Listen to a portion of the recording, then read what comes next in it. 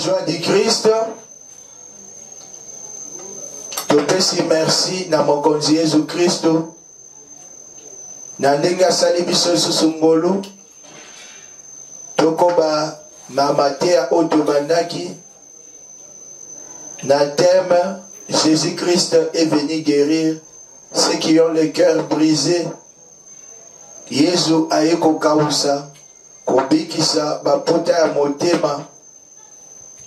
Tolobaki Matthieu na biso eza na baparti mibale ya minene.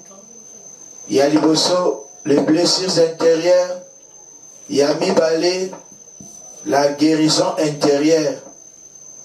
Totaki kosilisa parti ya liboso ya Matthieu na biso sur ba blessures intérieures. Tomonaki blessure intérieure eza nini? Sorte à ma blessure intérieure, source à ma blessure intérieure, quand et comment est-on blessé, tango nini, pe ndenge nini tozoka ki na motema, pe tosukisa ki na ba conséquences ya ba blessures intérieures. Lelo tozali kolanda Matthieu sur deuxième partie ya thème na biso sur la guérison intérieure. Ya liboso to omona guérison intérieure eza nini? Ya mibale l'importance de la guérison intérieure. Troisième point, les moyens d'obtention de la guérison intérieure. Puis quatrième point, que devons-nous faire? Point liboso ya Matthieu sur la guérison intérieure ezali définition guérison intérieure eza nini. Deuxième point, importance ya guérison intérieure. Troisième point, les moyens d'obtention de la guérison intérieure. Ndenge ni tokoki kobika bapota mitema ezala guéri. Puis quatrième point, tosala nini. Toleki na point ya liboso ya Matthieu na biso alelo. Guérison intérieure ezali nini? La guérison intérieure, c'est un processus qui défait les liens principaux qui est à l'origine de la souffrance d'une personne. C'est un processus qui défait les nœuds principaux qui est à l'origine de la souffrance d'une personne. Ezali processus oyo ezali kolongola mazita makambo oyo ezali na origine ya souffrance oyo moto azali komona, c'est-à-dire ya pota oyo moto azoki. Processus qui défait le nœud principal qui est à l'origine de la souffrance d'une personne. Processus, étape. Oyo ezali kosala ke makambo oyo ebandaki kozokisa to ezokisaki motema ya moto elongwa. Yango nde tobengi la guérison intérieure. C'est un processus qui défait le nœud principal qui est à l'origine de la souffrance d'une personne. Souffrance tomonaki, blessure intérieure, c'est une souffrance, c'est sa souffrance. Donc, origine, il y a pota, il y a bomo ya moto. Deuxième point, Matthieu Nabiso, importance de la guérison intérieure. Elle consiste à la purification de la mémoire de tous les éléments négatifs qui peuvent influencer le comportement ou surcharger la conscience. La guérison intérieure consiste à la purification de la mémoire de tous les éléments négatifs qui peuvent influencer le comportement ou surcharger la conscience. Tina ya guérison intérieure ezali ko purifier mémoire ya motu na ba élément nyonso ya mabe oyo influence comportement to surcharger conscience ya motu. Tomonaki ke guérison intérieure et blessure intérieure et monanaka na comportement ya motu to na attitude ekomisa motu comportement ya mabe obebisa bomo ya motu. Sikoyo guérison intérieure ekosokola baelema négatif nyonso makambo nyonso ya mabe oyo influensaki comportement ya motu ekomisaki motu comportement mabe. Guérison intérieure esalani ekosokola ekolongola makambo nyonso wana na bomo ya motu. La guérison intérieure consiste à purifier la mémoire de tous les éléments négatifs qui peuvent influencer le comportement d'une personne ou surcharger sa conscience. Importance moussus.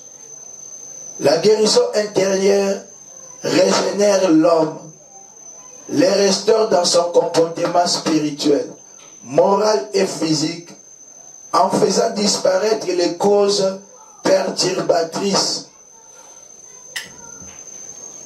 La guérison intérieure régénère l'homme et restaure l'homme dans son comportement spirituel, moral et physique et comportement à moral, comportement à spirituellement, comportement à physique, en faisant disparaître les causes perturbatrices et kolimwisama kambonyonso oyo bandaki koperturbe comportement ya moto. Deuxième importance, la guérison intérieure régénère l'homme, restaure l'homme dans son comportement moral, dans son comportement spirituel, dans son comportement physique, en faisant disparaître les causes perturbatrices. Troisième importance, il y a guérison intérieure. Sans la guérison intérieure, il n'y a pas de croissance spirituelle. Sans la guérison intérieure, il n'y a pas de croissance spirituelle. Ce qui moto azali na pota ya motema et bikite moto wana koki kokola na makambo molimo te. Sans la guérison intérieure, il n'y a pas de croissance spirituelle. Yango mona batebele na masanga ya bana na nzambe moto akoki koumela plusieurs années, mais on constate que azaka un bébé spirituel. Pourquoi? Parce que ma pota ya motema mutuana et soit guérison. Sans la guérison intérieure, il n'y a pas de croissance spirituelle. 4. La guérison intérieure aide l'homme à vivre en harmonie dans tous les secteurs de sa vie. La guérison intérieure aide l'homme à vivre en harmonie dans tous les secteurs de sa vie. Motosoki, bapote a monte manae et biki, azala malamu, na bisika nyonso akozala na bomo inae, ako vivre na harmonie, na ba secteur nyonso a vie nae, na ba conséquences à ba blessures intérieures, tout le monde a dit que mutu waza na ba blessures intérieures, azana kimiate, pe bato bazali tout autour nae, bazala l'aise te. Mais ce qui pota et biki, mutu wa kokoma na harmonie, na ba secteur nyonso a vie nae. Dans la importance tina, il y a guérison intérieure. Tolekina, troisième point à matière nabiso, les moyens d'obtention de la guérison intérieure. Il y a liboso, obtenir le pardon de Dieu. Obtenir le pardon de Dieu. Moto pote abika na motema esengeli nzambe alimbisa ye. Nzambe alimbisa moto. Ndima linga nzambe alimbisa yo. Pesa nzambe confiance. Soki ozakati na masumu tubela confesser ba péché na yo. Pesa na confiance que nzambe alimbisaka masumu nyonso. Ata masumu oyo zali komona lokola ezali grave, nzambe alimbisaka yango. Tomona ngo na Psaume 3 verset 3. Ekomami nzambe abikisaka maladi nyonso, nzambe pe alimbisaka masumu nyonso. Il guérit toute maladie, il pardonne toutes nos iniquités. Yango ndeko na ngai, soki olingi pota ya motema na yo ebika, esengeli ozwa bolimbisi ya masumu epai ya nzambe. Nzambe alimbisa yo. Nzambe soki alimbisi moto, abosanaka. Abosanaka, efasaka foto, pe atikalaka na souvenir ya mabe o mutu asali te. 2. Pardonnez à quiconque nous a fait souffrir. Pardonnez à quiconque nous a fait souffrir. Esengeli nalimbisa mutu oyo azokisi ngai. Nalimbisa ye. Soki tomoni na Matthieu 6, 14 à 15, Seigneur alobi, soki bolimbisi bayebasali bino mabe, tata pe akolimbisa bino. Soki bolimbisi te, tata pe akolimbisa te. Yango ndeko na ngai, nzambe ayebi ke mutu wana ndasali yo mabe, kasi asengi limbisa, pardonne mutu oyo ablesse yo. Pote nzambe pa pardonne yo, nzambe akausa pote ya motema na yo. 3. Faire une démonstration de foi. Ndeko na ngai, soko lingi pote ya motema na yo ebika, tshela nzambe motema. Faire une démonstration de foi. Croire que nzambe aokausa pote ya motema wana. Ata ozoka depuis libumwa mama, to na âge ni, quelle que soit circonstance pote yelaki, nzambe akausaka bapota nyonso motema ya moto. Yango esengeli otshela ya motema, ozala na confiance epai ya nzambe. 4. Désirer la guérison. Désirer la guérison. Pote ya motema na ebika, yoka pe mposa ke pota wana ebika. Eza na bato ebele amitiki atikalika na situation na bapota motema, aza koluka te pota motema na ebika. Pota motema na ebika esengeli o désiré, ozala na posa ke bapota netikala na motema na ote, esengeli elongwa. Désirer la guérison intérieure. 5. Exprimer sa demande à Jésus. Exprimer sa demande à Jésus. Kokende pa ya mokonzi Yesu Christ, kosenga na losambo, akausa pota ya motema na yo. Senga na Seigneur Jésus, ye o abikisaka bapota motema, akausa pota motema na abikisa. 6. Se confier à l'intercession des frères. Se confier à l'intercession des frères. Koluka pendeko na ngai, bandeko ya losambo, basambela pona yo. Basambela pona yo, ndeko na ngai. Yesu tango abikisaka à travers bato. À travers basaleli na ye. Na yango, oko pesa bango confiance, basambela pona yo. Yo ko sambela, osenga pe, na basaleli na nzambe, bandeko lisanga ya losambo, basambela pe pona yo. Na tiente mokonzi abikisa yo. 7. rencontrer le Christ dans les sacrements. Kokutana na Jésus na nzela ya basacrement, basacramento, Eucharistie, sacrement de guérison et de restauration. Communion, Yesu azali kati na communion. Abi moto akolia nzoto na ye alieye. Et Yesu soka koti kati na yo, yenda kabusaka bapota motema. Eucharistie ezali sacrement de guérison et de restauration. Et bikisaka pe ebongisaka bomo ya moto, ebongisaka motema ya moto. Yango tosengeli kobula nzoto ya mokonzi. Baza na ordre te, tia vina en ordre. Kota misa, kula nzoto ya mokonzi. Omilengela potango akoya kati na yo, akauza pota na motema na yo, pe abongisa motema na yo. Toza pe na sacrement ya réconciliation to tubela, sacrement de pardon et de guérison intérieure. Sacrement ya réconciliation, Zambe akobikisa yo pe akokausa pota ya motema na yo na nzela ya tubela. Sacrement de réconciliation.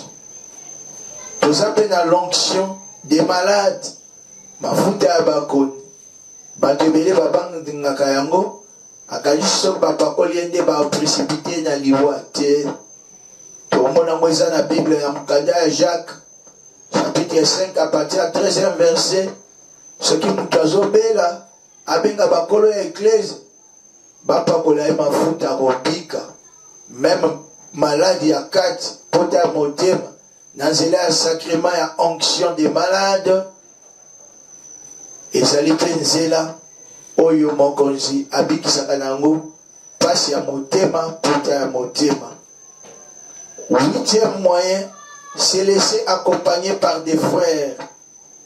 Esengeli ozala na accompagnateur spirituel. Mototo bato o bakolandela yo potata mususu ewumela ezoka munene na mokolo moko ekauka te.